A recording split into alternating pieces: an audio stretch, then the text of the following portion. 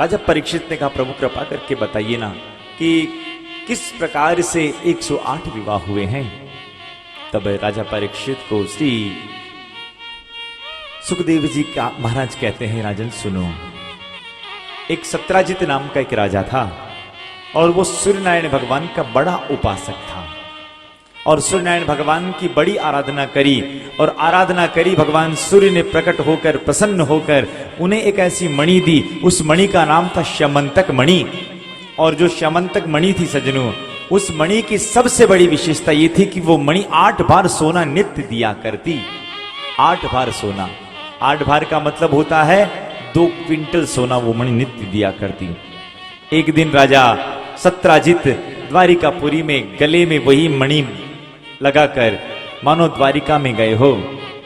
और सज्जनों, उस समय राजा सत्राजित की ऐसी स्थिति की मानो यूं लगा हो कि सूर्यनारायण भगवान ही साक्षात धरती पर आ गए हो। ऐसी चमचमाट करती हुई मणि। द्वारिकाधीश ने कहा, सत्राजित आप एक काम करिए, ये मणि आप हमारे खजाने में जमा करा दीजिए। आप परिवार में कितने जने हो? कहा, मैं हूं, मेरा भाई प्रसेन है, मेरी पत्नी और मेरी एक बेटी है सत्यभामा। अच्छा, तो कुल मिलाकर तुम 3.5 जने हो।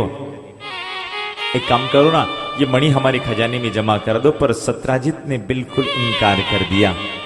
अब सत्राजित वो मणि लेकर गया, अपने घर पर रखी। योग की बात है, सत्राजित का ही भाई प्रसेन आज उस मणि को लेकर शिकार खेलने के लिए निकला। पर योग की बात है, खुद ही एक शेर का शिकार हो गया और वो मणि वहां से कहीं गायब हो गई।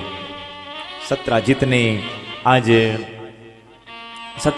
आज उसी समय अपनी पत्नी को कहा कि देवी, मैं तुमसे एक निवेदन कर रहा हूं। कहा कि बताओ क्या बात है? मेरा निवेदन यह है कि हमें यूं लग रहा है कि इस मणि को स्वयं द्वारिकाधीश ने ही चुराया है। कहा कि द्वारिकाधीश ने? पर देवी ध्यान रखना, किसी को बताना मत, किसी को बताना मत। तो कहा ठीक है, मुझे आप पर भरोसा है और आपको मुझ पर भरोसा नहीं कि मैं किसी को नहीं बताऊंगा। बस सत्राजित की पत्नी ने कह दिया। और सत्राजित जो ही बात को कहकर गए होंगे, सत्राजित की पत्नी ने पड़ोसन को कह दिया, देवी किसी को बताना मत, एक राज की बात बता रही हूं, हमारी मणि द्वारिकाधीश ने चुराई है। और उसने कहा, बहन तुझे मुझ पर भरोसा नहीं क्या? उसने पड़ोसन को कह दिया। और धीरे धीरे करते करते ये बात पूरे के पूरे नगर में फैल गई। लोग भाग कहने लगे, देखो देखो, जब छोटा था तो माखन मिश्री चुराता था, अब बड़े होने के बाद ये हीरे जवाहरात चुराने लगा है। भगवान को सब चोर चोर कहने लगे। देखो सज्जनों, क्या कथा संकेत करके कह रही है। जीवन में पत्नी कितनी ही प्यारी हो, उसे जो भीतर का कोई राज हो ना, वो पत्नी को नहीं। जो आपको लग जाए कि वास्तव में इंपॉर्टेंट है, इसे बताने से गड़बड़ हो सकती है, तो वो नहीं बताना चाहिए। ये हम नहीं, ये शास्त्र कहता है। तो आज सत्राजित की पत्नी ने बताया, चारों गांव में, चारों तरफ पूरे के पूरे नगर में ढिंडोरा पीट गया। ये खबर भगवान कृष्ण के पास पहुंची। आज भगवान कृष्ण ने गर्गाचार्य जी महाराज के सामने जाकर अपनी जन्म पत्रिका दिखाई और कहा, प्रभु ऐसा क्या हो गया जिसके कारण से मेरे जीवन में ऐसा कलंक लगा है। तो आज गर्गाचार्य जी महाराज ने कहा, हे द्वारिकाधीश, आपने बादवे की चौथ के चंद्रमा का दर्शन कर लिया, गणेश चौथ की जो चंद्रमा है उसका दर्शन कर लिया, इसलिए आपके जीवन में कलंक लगा है। ये भागवत कथा कहती है, कभी भी भादवे की चतुर्थी के व्रत करते नहीं, वो गणेश चतुर्थी वाली, तो माने उस दिन चंद्रमा का दर्शन करने से कलंक लगने की संभावना बहुत ज्यादा रहती है।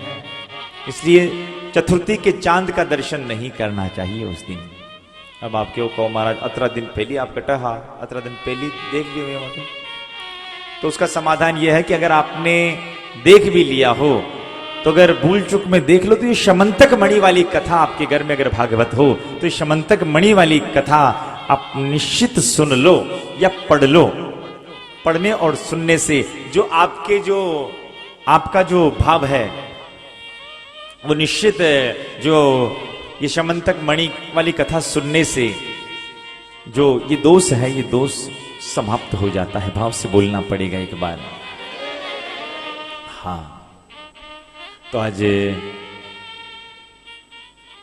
सत्राजित की ये सारी बात नगर में फैली। आज भगवान द्वारिकाधीश ने कहा इस कलंक को मुझे धोना पड़ेगा। भगवान द्वारिकाधीश गए हैं जहां पर प्रसीन मरा था, वहां शेर के पंजों के निशान के आगे भालू के भी पंजे के निशान थे। भगवान द्वारिकाधीश उसी भालू के निशान के पीछे पीछे गए हैं और गए तो वो एक गुफा में गए हैं। गुफा के भीतर सज्जनों, भीतर जाकर देखा एक युवती उसी मणि से खेल रही थी। भगवान द्वारिकाधीश ने जाकर कहा कि देवी ये मणि हमें दे दो। इतने में उसी कन्या के पिता आ गए, नाम था जाम्बल जी महाराज। भगवान कृष्ण ने कहा देखो प्रभु, ये मणि आप हमें दीजिए, इस मणि के कारण से हमारे ऊपर कलंक लगा है। आज जामन जी ने कहा देखो अगर मणि लेना चाहते हो तो मेरे साथ में दो दो हाथ करो। 27 दिन तक भगवान कृष्ण और जामन जी का युद्ध चला और 28वें दिन भगवान कृष्ण ने ऐसा उठाकर पटका कि वहीं जामन जी की नस नस ढीली कर दी और जामन जी को भगवान कृष्ण के रूप में स्वयं भगवान राघवेंद्र सरकार के दर्शन होने लगे, राम जी के दर्शन होने लगे। तब उसी समय राजा परीक्षित ने कहा प्रभु ऐसा क्यों हो गया? तो कहा कि इसका मूल कारण यह है सज्जनों कि जो जामन जी है, भगवान राम सबको कुछ न कुछ दे रहे थे। जामन जी के मन में थोड़ा अभिमान था कि मैं भी भगवान से मांगूं और ये मांगूं मैं, हम देखना चाहते हैं कि भगवान कृष्ण की, भगवान राम की ताकत कितनी थी। भाई जिनके कारण से जानकी को छुड़ा पाए ना, वो अगर हमारी ताकत ना होती तो भगवान अकेले कैसे क्या कुछ कर पाते। तो भगवान राम से कहा कि प्रभु मैं आपके साथ दो दो हाथ करना चाहता हूं। भगवान राम ने कहा देखो ये मेरा जो अवतार है मर्यादा पुरुषोत्तम का अवतार है। ये जो अवतार है मर्यादा पुरुषोत्तम का अवतार है, इसलिए अगर दो दो हाथ करना चाहते थे काम करो, थोड़ा इंतजार करना पड़ेगा। अगले जन्म में मैं जब कृष्ण रूप में आऊं तब मैं तुम्हारी इच्छा पूरी करूंगा। और आज उसी इच्छा को भगवान कृष्ण ने यहां पर पूरा किया है। भाव से बोली ना एक बार।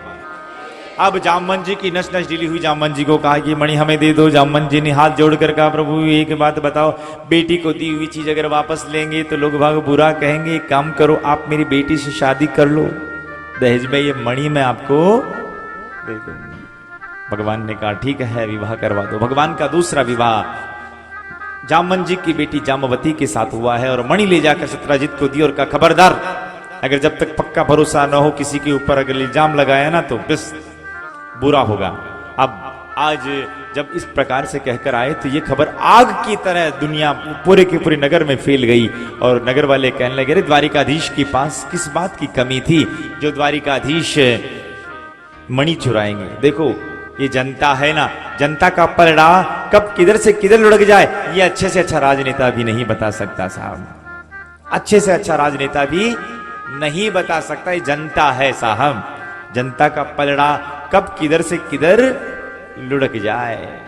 इसीलिए तो कहते हैं नफरतों के शहर में चालाकियों के डेरे हैं, यहां वो लोग रहते हैं जो तेरे मुंह पर तेरे और मेरे मुंह पर मेरे हैं। ये दुनिया के लोग ऐसे हैं।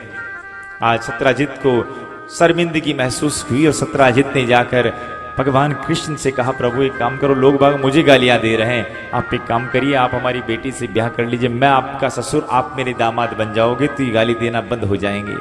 भगवान का तीसरा विवाह सत्राजित की ही बेटी सत्यभामा के साथ हुआ है। भगवान का जो चौथा विवाह है कालिंदी के साथ, पांचवा मित्रविंदा, छठा लक्ष्मणा और सातवां विवाह नागनजीती और आठवां विवाह भद्रा के साथ हुआ है। ये 8 भगवान की पट रानियां हैं। एक भौमासुर नाम का एक असुर था और भौमासुर नाम के असुर ने एक संकल्प ले रखा था कि मैं 20,000 रानियों को इकट्ठा करके और फिर एक साथ विवाह करूंगा, राजकुमारियों को इकट्ठा करके।